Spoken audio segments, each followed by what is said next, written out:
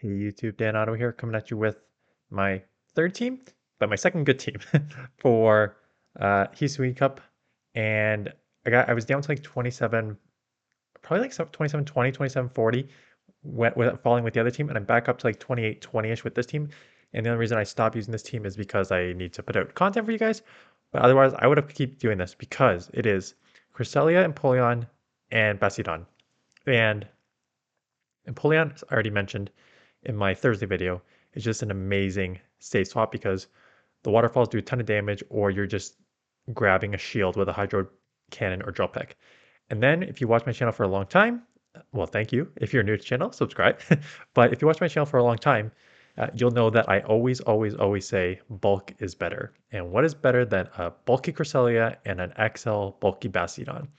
And you're essentially in this scenario outbulking a lot of people. It's an ABB style team, weak to Gastrodon and your fighters in the back, and Cresselia is the punish. So you use Empoleon, pull it out. Empoleon is normally the safe swap in the first battle. Actually, in this matchup, I don't go Empoleon because it's an Abomasnow, but for 98% of the time, Empoleon is your safe swap. And then Gastrodon will hit you, or Lucario or some other Toxicroak will come and hit you. You grab a shield, you punish with your Cresselia, and then your Bastiodon should roam free unless they're double fighters, which is a team out there. So let's look at the battle here. So Abomasnow, this is a really like, in general, AB style team, you need to switch out, and I will switch out eventually. It's a Razor Leaf though. And I'm like, okay, I have half water on the Empoleon, so that's gonna do a lot. Waterfall's resistance, so I can't really come there. So I grabbed one shield. I'm like, let's just go here. And I get hit with the ground, but it is a Garchomp and it's running Dragon Tail. So this will be super effective, probably a Sand Tomb, which is super effective. But Dragon Tails are resisted, and even though all my moves are resisted, these are still gonna chunk, right? Because the Garchomp's pretty glassy in the Great League, and I will do a good amount of damage here. Another Sand Tomb coming through, that's fine.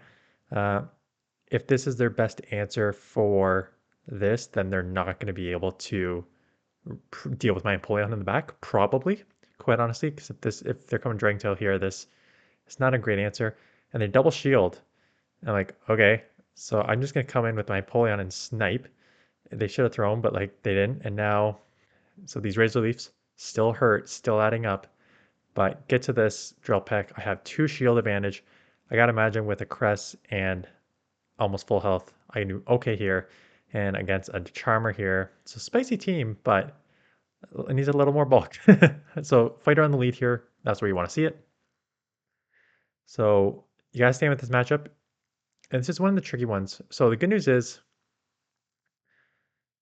if you double shield and they double shield, you're gonna get to 3 Moonblast before they get to that, as long as they don't bait you with the Power Punch.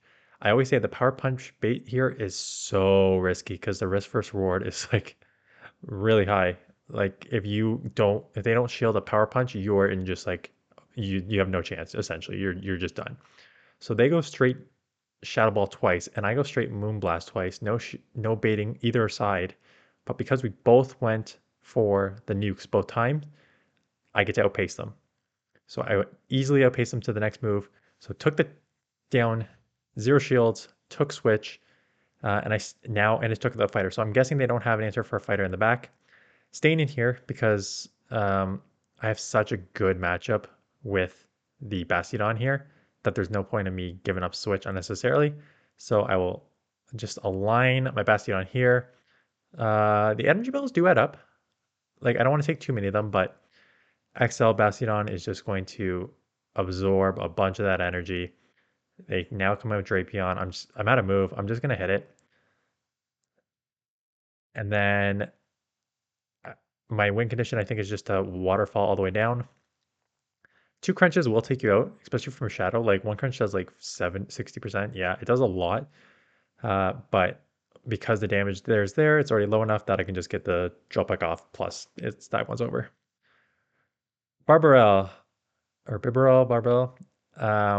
Good lead because I have a grass move and they are water. I have no idea what the move set is. So I end up just staying in here for a bit and just take this movement. It's a Hyper Fang, and again, that does a decent amount, but I'm still okay.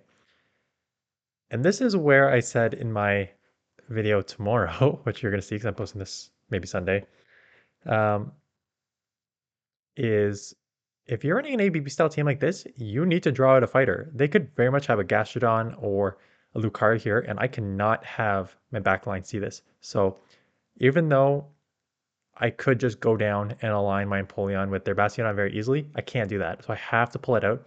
So I'm just going to switch now, get a couple in, and there's your Gastrodon. Like that is why you do not want to just leave that for the back here because you could just get in trouble. So, but good news is Waterfall, ton of damage. Hydro Cannon, gonna grab a shield.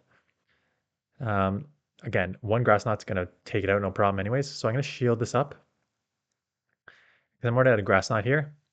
It's just a Water Pulse. So get the Grass Knot off, this will take it out, or grab the second shield. Either way, I'm double shielding. I cannot have my Bastiodon see this. I was willing to double shield. They did not even throw the move. This will take it out. And now I have a one shielded Bastiodon on their already somewhat lower Bastiodon, and this game is over. And thank you, opponent, for just leaving the game. Because that would have been a long way to go just for me to win. Skunk Tank, terrible lead, but it's okay. We got to pull out anyways. So guys, so this is basically how you want the team to be. The problem is, do they shield here? Let's see if they shield, or do we CMP there? Because that would have been good too. They let it go. So I say in my video tomorrow. Oh yeah, and that's where I think I lost the game. I should have just because I was fighting because I said in the video tomorrow, if you're gonna lose Switch, like my Caress has a terrible, terrible matchup against the Skunk Tank. So I was gonna try and fight for Switch here or take it down to the one shield because I always like to take it down to the one shield. But I'm like, you're pretty low. Maybe I can just waterfall you down. But we actually simultaneously KO. So now I know I have to come in with my Bastiodon because I can't come with my Crest because they're probably gonna come back with their Skunk Tank. So good news is I do get the alignment here. These are adding up, and they get to the crunch here. I just gotta take it because I don't know what's in the back yet. So I take the crunch. Hurts, but does not take me out. They have a bunch of. They may shield and start keep crunching. Yeah. So they do because they know they can probably take me down pretty low here.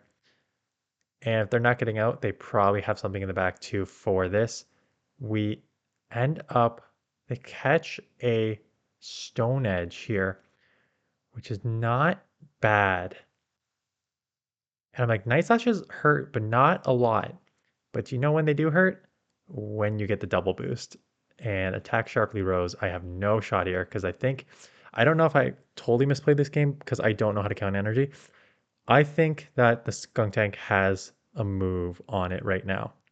That might not be true. So I let this go thinking like I gotta save this for the Skunk Tank. But what ends up happening is they now put me too low that I'm just crunched down for both of them. Not crunch, whatever the fast bite. They bite me down here and they bite me down there. So I don't know if they had if they uh, didn't have a move, I probably should have shielded, but I don't know how to count. So you take those losses when you don't know how to count. Okay, ABB style team, here we go. Pull out the Gastrodon. We've seen this plenty of times. I am going to shield here because I got the extra waterfall through. So I think that it's low enough that they're probably going to have to shield back. And they do shield back. And they go for the full farm, and that's fine. At this point, let's see if I go for the full farm or get to at least like 2 grass knots. I think my only condition here is get to 2 grass knots, like to almost 100 energy. I don't care about these body slams. They're not going to do anything. The mud bombs and body slams are not going to do enough for me. But I need to come because Frostlass at this point, I can think just go avalanche pretty much. But if I come out with basically 2 full moves, that was 100 energy because I didn't get all the energy on the last one there. So I'm at 100 energy. If the Frostlass comes in, I'm gonna hit it with a Moonblast, right? So they know that. And what they end up doing here, if I remember, is they show me their last Pokemon, and it's a Bastiodon. So I'm like, okay, this is not bad now because I now have good alignment on my Bastiodon on theirs, Frostlass. So what I end up doing here is just like, I'm gonna chip twice so they don't know my back Pokemon yet. And then I'm gonna come in here and just absorb the moves because they can throw a flamethrower, but it's not gonna do a ton to me here. And I'm now gonna have a bunch of energy. Plus, I can probably just smack down the Frostlass at this point. So I'm not going to throw a move yet. Again, when you're in this scenario, you got to try and get a bunch of energy advantage. Not that I need the energy advantage on the Froslass because I should be able just to farm down and shield probably once. Yep, so here comes the Froslass. They have a bunch of energy. Um, that sinks too, so I'm probably going to shield because I got shield once. I'm probably going to throw two because I'm going to grab that last shield here. Doesn't matter when I throw, as long as I throw before they get to the move. Because they're going to shield for sure because they need to get the Shadow Ball damage off. And I can take the Shadow Ball, but now they're in Smackdown range. So what I can do is I can get to the Flamethrower. The thing is, their Bastiodon is now more HP than my is.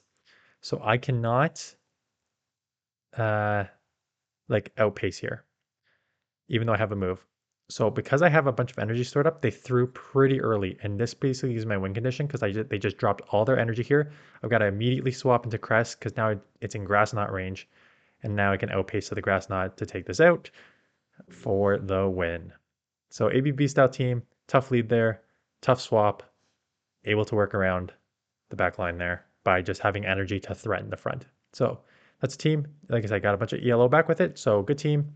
Um, I'm doing well with the other team too. So I'm filming this. I'm filming this right now, and I'm at 2875. I got a bunch with this other team, so I'm probably gonna wait over the weekend to see if I can hit legend, and then I will bring that team to you on Tuesday. So that is it. Thanks for watching, and I will see you guys in the next one.